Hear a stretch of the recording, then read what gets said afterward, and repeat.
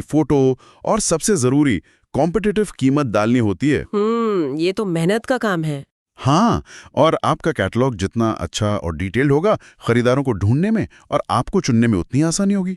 इसे अपडेट भी करते रहना पड़ता है। ठीक है, और दूसरा? दूसरा, बाजार पर नजर रखना। जीएम पोर्टल पर लगातार सरकारी विभाग अपनी जरूरतें डालते रहते हैं बिड्स और टेंडर के रूप में। डैशबोर्ड पर आपको अपनी कैटेगरी से जुड़े मौके दिखते रहते हैं। तो रोज चेक करना पड़ेगा। हाँ, नजर रखनी पड़ेगी। तीसरा कदम है बोली लगाना, यानी बिडिंग। जब कोई सही मौका दिखे? हाँ, जब आपको लगे कि ये काम आप कर सकते हैं तो उसके लिए बोली लगानी पड़ती है। अपनी कीमत और शर्तें बतानी होती हैं। जीएम पर कई तरह से खरीद होती है। कभी सीधे खरीद लेते हैं छोटी रकम का सामान, कभी L1 बिडिंग होती है, मतलब सबसे कम कीमत वाले को ऑर्डर मिलता है। कभी रिवर्स ऑक्शन होता है जहां कीमतें नीचे जाती हैं। अच्छा, तो इसमें भी स्ट्रैटेजी लगेगी। बिल्कुल, सही तरीका अपनाना जरूरी है।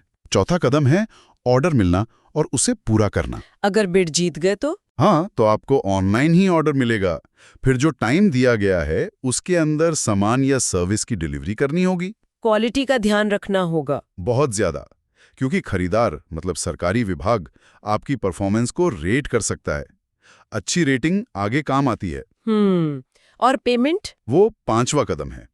डिलीवरी के बाद पोर्टल से ही इनवॉइस बनाना होता है और फिर पेमेंट की स्थिति ट्रैक करनी होती है। जीएम पर पेमेंट का प्रोसेस भी काफी स्टैंडर्ड है, पर उसमें कितना टाइम लग रहा है ये देखना जरूरी है। तो ये तो पूरा बिजनेस चलाने जैसा है, बस ग्राहक सरकार है। आप सही समझे।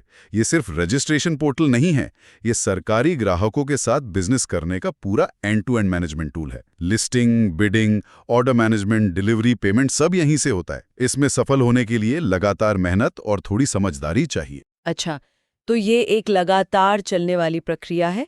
रजिस्ट्रेशन